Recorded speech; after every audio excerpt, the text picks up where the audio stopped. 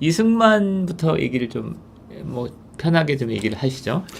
글쎄요, 뭐 또 갑자기 와서 뭐 이승만 얘기를 박현영 얘기를 그러니까요. 솔직히 사전에 뭐 이승만 연보라도 한번 어떻게 봐야 되는데 이런 거 없이 얘기하다 보니까 약간의 뭐 좀 그냥 두리뭉실한 얘기를 할 수밖에 없을 것 같은데요. 무슨 얘기를 하는지 제가 제대로 이해했는지 모르지만요. 자, 이승만이 어떤 사람입니까? 그러니까 좀 몰락 양반자제 아닙니까? 그리고 마지막까지 유학을 공부하고 과거를 준비했던 사람이에요. 근데 과거에 못 붙죠. 여기서 재밌는 건 이제 마지막 과거에도 떨어지는데 그때 마지막 과거에 장원급제했던 사람이 이완영이에요, 사실은. 그래서 이승만은 사실 시험에 떨어져요. 자, 그러니까 구시대가 단절된 거죠. 네. 구시대 단절됐을 때 어떤 길을 택했을까요? 아니 그러니까 저 이런 생각을 해봅니다. 약간 상상해봐. 이승만이라는 청년이 어렸을 때부터 목표가 이제 몰락한 집안을 일으키기 위해서 과거에 급제하려고 노력을 했죠. 예. 그다음에 우리나라는 게 얼마 전에도 고시부터 갖고 이렇게 하는 것처럼 예. 집안을 일으키는 방법이라고 생각했죠. 예. 근데 시험엔 떨어졌는데 그나마도 시험에 떨어졌으면 다음 시험이라도 봐야 되는데 시험 자체가 이제 없어지는 그런 상황이 됐죠. 아마 거기서 정신적 공황도 좀 있었던 걸로 나옵니다. 예. 근데 어쨌든 간에 이 청년 이승만이 주목을 한 거는 이제 그 중국 문명이 굉장히 망해져가고 있고 19세기 말에 새로운 서구 문명이 발전한 걸 본 거예요. 그래서 이번에 굉장히 전환기가 되는 건 배제학당이 입교를 하는 거예요. 그래서 갑자기 지금 준비시켜서 제가 자료는 못 갖고 있는데 그 당시에 이제 배제학당에 입학하면서 자신한테 다짐하는 글 같은 성격인데 오히려 부모님한테도 보여주고 건 편지가 있어요. 이제 이승만 연구하는 사람들은 굉장히 많이 했는데 내용은 이런 거예요. 제가 워딩 그대로는 아니지만 뭐 우리 조선에도 다 이 공자님도 계시고 노장도 있고 석가모니 불교도 있고 그런데 내가 굳이 무슨 뭐 이 서구 오랑캐들의 무슨 뭐 예수 뭐 이런 걸 믿겠느냐. 난 이거 하려고 가는 게 아니라 이게 뭔지 저쪽이 강한 것 같은데 저쪽 문명을 알려고 그러면 언어를 배워야 된다. 그래서 영어를 배우러 간다. 그래서 걱정하지 마라. 내가 가서 뭐 괜히 서양 귀신 씌울지 모르고 걱정한데 절대로 그런 지 없으니까 그러고 입학을 해요. 근데 결론부터 얘기하면 표현은 거칠지만 서양 귀신은 씌우죠. 그래서 또 그 제 표현 말꼬리 잡지 않으셨으면 좋겠어요. 예. 그리고 이제 이승만이 이제 그래서 보면은 들어가자마자 영어를 굉장히 좋아했고 열심히 했던 것 같아요. 그래서 얼마 되지 않아 갖고 이미 배제학당에서 학생이면서 영어를 가르치는 보조교사 같은 걸 합니다. 그러니까 선교사들이 굉장히 예뻐하죠. 그리고 뭐 여러 가지 논란이 있고 언제부터가 정확하게 기독교인이 됐느냐에 대해서는 뭐 또 인간의 내면을 들여다보지 않느냐 정확한 건 없지만 작은 신앙심이 강해진 거는 한상 과목에 들어갑니다. 이 사람이 어쨌든 간에 서구적인 사상을 받으면서 근대적인 개화 사상을 갖게 되죠. 그러다 보니까 일종의 혁명 내지는 쿠데타 음모론자가 돼갖고 그러니까 고종을 폐위시키려고 하는 운동의 음모자. 사실 요거는 뭐 그런 비슷한 생각을 했지만 좀 과장됐다는 게 일반적인 건데 어쨌든 이걸로 사형수가 돼서 들어갑니다. 근데 물론 도중에 이제 무기수로 감형됐다가 쭉 해서 뭐 5년인가 살죠. 지금 뭐 하여튼간에 살고 나오는데 그 속에서 중요한 거를 굳이 말하자면 저술활동을 두 가지를 합니다. 하나가 이제 좀 소소하면서도 재미있는 그냥 얘기를 하면은 한국 최초의 영어 사전을 씁니다. 물론 이걸 비하하는 사람들은 그게 무슨 영어 사전이냐. 단어장이지. 막 그것도 논란이 뭐 맞을 수 있습니다. 영어 사전과 단어장의 구별이 어디냐에 따라서. 그렇지만 어쨌든 그 당시에 체계적인 뭐 영어 공부를 하려면 단어를 찾아볼 수 있는 것도 없었는데 뭐 그냥 선교사가 받아주는 대로만 하든지 아니면 일부가 화영 사전. 그러니까 이게 뭐 일본어에서 일본어 영어 사전 혹은 거기서 한이라는 게 한국 할 때 한이 아니라 중국 한문 할 때 한자. 그래서 이런 사전도 있었다고 하지만 그걸 이용한 사람은 극소수고. 근데 저건 뭐 단어장인지 사전인데 출판하고. 근데 이거보다 진짜 중요한 거 그래서 독립정신이라는 걸 쓰죠. 제가 아마 이 방송에서도 한번 말씀드렸는데 독립정신을 한번 꼭 읽어보세요. 물론 옛날에 원판은 옛날 공문체를 써서 국어국문학과 공부하지 않으면 독해가 힘들 텐데 현대문으로 바꿔놓은 거였어요. 예. 그래서 이거 굉장히 놀랍습니다. 굉장히 근대적인 걸하고 심지어는 정치적인 것뿐만 아니라 경제에서도 상공업을 일으킬 것을 굉장히 강조하고 하는데 뭐 요즘에 봐도 그런 소리가 나오는데 19세기 말에 이걸 쓴 거거든요. 그러면서 이분이 어쨌든 간에 감옥에서도 옆에 있는 사람들을 다 전도했다고 해요. 그래서 감옥에 있었던 그 정치범들 대부분이 기독교인이 됐다고 하는데 제가 뭐 교회적으로 뭐 성령의 감화를 받아서 교인이 됐다고도 말할 수 있겠지만 그냥 뭐 세속적으로 얘기하면 이거죠. 조선은 망해가고 있는데 기존의 유학으로는 이게 정치적으로 해결이 안 되는데 뭐 일본에 붙기는 그러고 이랬을 때 뭔가 이렇게 서구적이고 발전한 모델로 보고 거기에 기초한 사상을 배운 게 아닌가. 물론 그러다 보면 이제 영적인 이제 뭐 그것도 오겠죠. 좀 초기 단초는 그게 아닌가라고 생각을 합니다. 자, 그러면 19세기 말에 그러니까 그 어떤 구시대가 무너지면서 굉장히 다양한 흐름들이 있었던 거잖아요.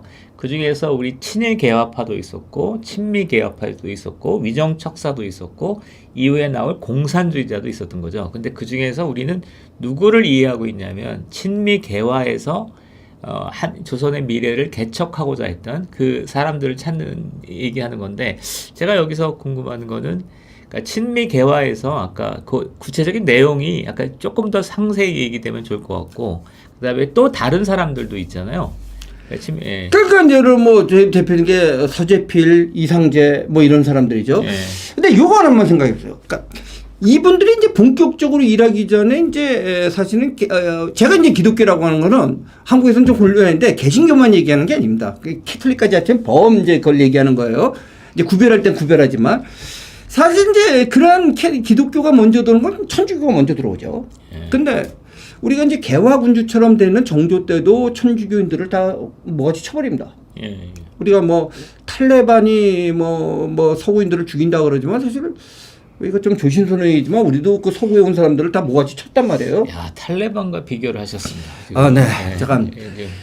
근데 재밌다면 재밌는 게 정조가 뭐라고 얘기하냐면 왕조실록에 나오는 걸로 알고 있습니다. 이건 반역자들이다. 근데 왜 반역자냐면요. 제가 말장난 같은 거 하나 주면 갑자기 하나님 아버지 하는 사람들이란 거예요. 하나님을 갖다가 아버지로 부르는 거예요. 하나님이 아버지면 자기 뭐죠? 하늘의 아들이에요. 그게 뭐죠? 한자로? 천자예요. 천자. 아, 그러네. 중국의 천자. 그러니까 하늘에 대해서 직접 제사를 지내는 거는 중국의 천자밖에 없고 우리나라 왕도 거기에 감히 할 수 없는. 물론 거기서 이제 여러 가지 문제가 있지만 그래서 뭐 환구단이니 뭐 이런 거 나오지만 우리가 제사를 직접 지내는 건 아니에요. 제사를 지내는 거는 중국 천자밖에 없는데 무함하게 천자를 자처하는 것들이 대량으로 막 생긴 거예요. 다 죽여버려야 되는 거죠. 그리고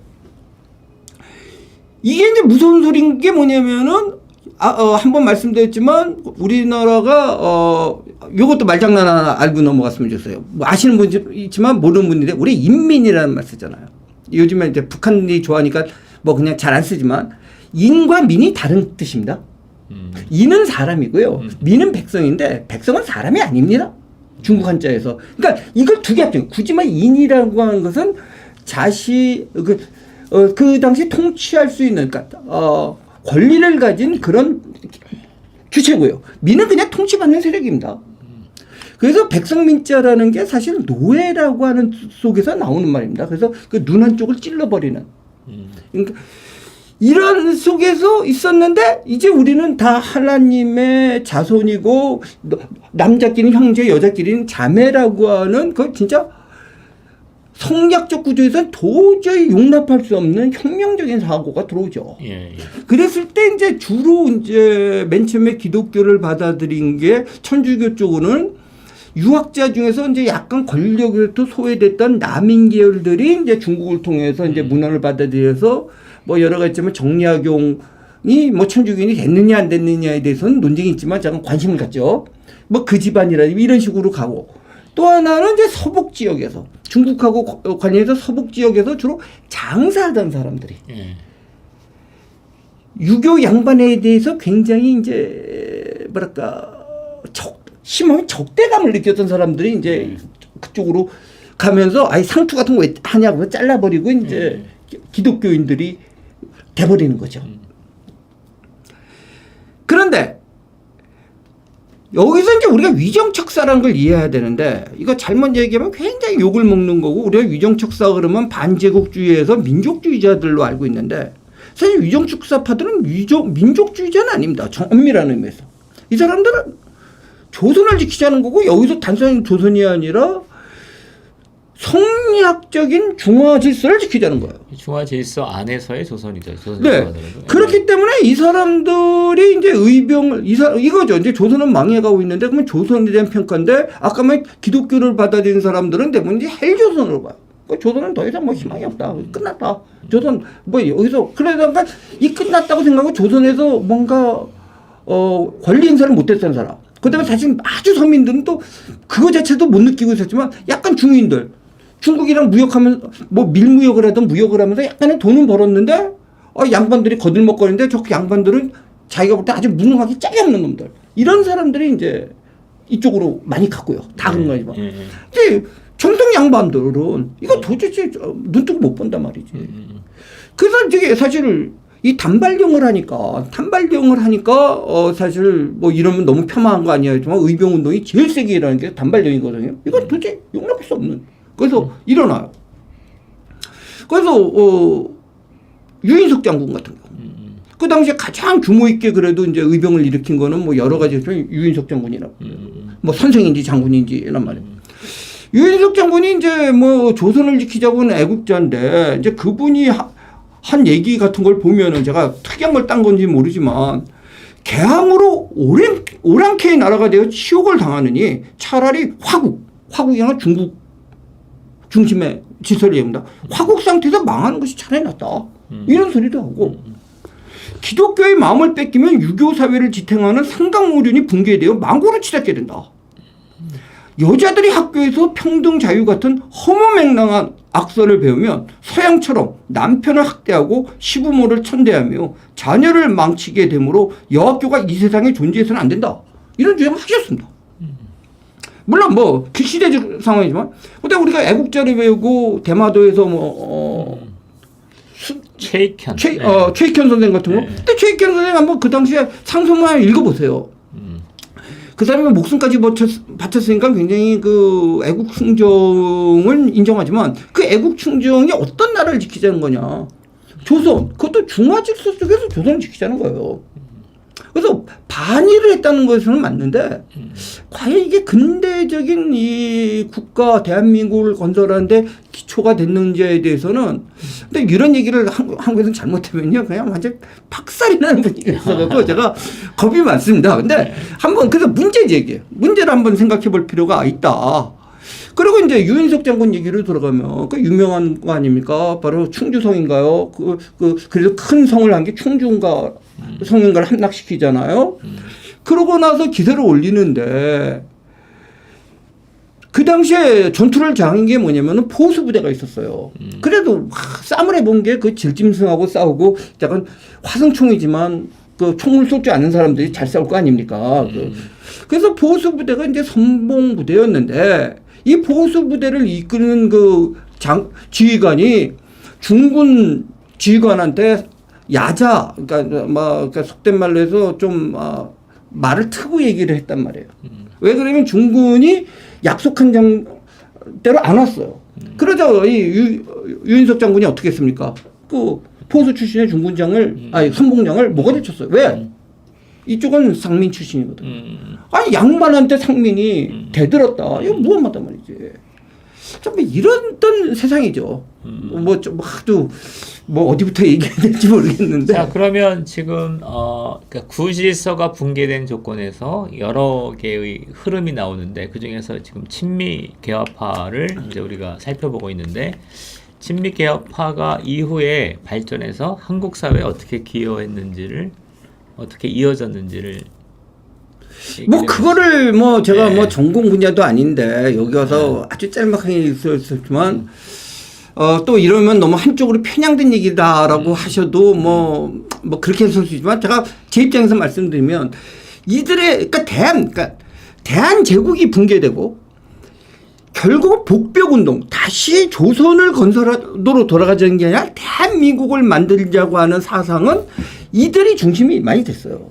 결국 독립협회 만민공동회에서 이 공화주의라든지 민주주의라든지 자유니 평등이 이런 사고를 굉장히 넓혔고 이걸 바탕으로 해서 3.1운동이 일어납니다. 3.1운동에서 여러분 주목해야 될 게 뭐 이게 기회주의자고 뭐고 이거 다른 걸 빼고 얘기하면 3.1운동을 주도한 그 서명한 33인 중에 16명이 기독교인이고 15명이 천도교 동학이에요. 그리고 2분이 불교인이에요. 그렇죠. 이거 잘 주목해야 돼요. 제가 딴 게 아니라요. 기독교인이 많다는 것도 왜 유교 한 명도 없느냐. 유교 안 참여 안 합니다. 이거 놓고 또 이러면 저 성균관 유학자들이 저 때려잡으려고 하는지 몰라도 사실은 유학자를 끌어들이려고 그렇게 노력을 했다는 겁니다. 아무도 가담 안 했다는 거예요. 그래서 사실은 기독교하고 천도교 연합운동을 한 거예요, 사실은. 물론 밑에서 이제 대중들은 관심 없잖아요, 지도자급에서. 그런데 불교도 그래요. 사실 한용운 선생하고 누구죠? 아유, 큰일 났네요, 요즘에. 두 분이 하지만 이분들이 당시에 불교의 중심 인물들은 아니었어요. 중심 불교는 참여를 안 했어요, 사실. 근데 이제 이분들을 끌어들여서 그래서 불교가 좀 체면을 세운 꼴이 되고 이런 말씀이면 천주교는 아예 참가 안 합니다. 심지어는 천주교 신자들 화내실지 모르지만 3.1운동에 대해서 비난하는 성명도 발표했습니다. 그 당시에. 왜 그러면 천주교는 좀 이해는 되는 게 워낙 핍박돼서 그냥 정치에 가다가 뭐 떼죽음을 당하잖아요. 조선시대 때부터. 그래서 일단 정치에 개입을 하지 마라. 그 다음에 잠깐 일제가 명동성당에 모여서 예배 드리는 것까지 방해는 안 했으니까 뭐 그것까지 방해 안 하면 그냥 있자라는 입장이었고. 근데 재미있는 건 유학자들이 별로 끼지 않았다는 사실이에요. 그리고 바로 3.1운동 이후에 한성정부니 이런 걸 해서 상해 임시정부가 만들어지는데 그 상해 임시정부가 대한민국 임시정부로 만들어진다는 거예요. 대한민국. 그래서 헌법이 지금 헌법에 약간 기초가 되는 그 공화국적인 헌법이 만들어지는 말이에요. 그 공화국적 사고가 어디서 나오냐. 바로 다는 아니지만 그 당시에 표현에 따라서는 좀 거치지만 친미 개화파로 하는 이상재, 서재필, 이승만이었고 바로 초대 상해 임시정부의 그 당시에 그 대통령이라 안 했고 뭐라 그랬죠? 뭐 대통령에 해당되는 자리죠. 집정관 총리. 네. 그거를 이승만이 한 게 우연이 아니다. 사실 거기에 대한 기초적인 그 표현 따라서 운동부시한 팜플렛이 독립정신이죠. 그 당시 지식인들이 독립정신을 보고 이거다. 이제 조선은 망했고 우리가 가야 될 새로운 이거다라고 약간의 합의가 이루어졌고 그 당시에 많은 사람들이 날라리든 진성이든 간에 기독교에 관심을 갖게 됐죠.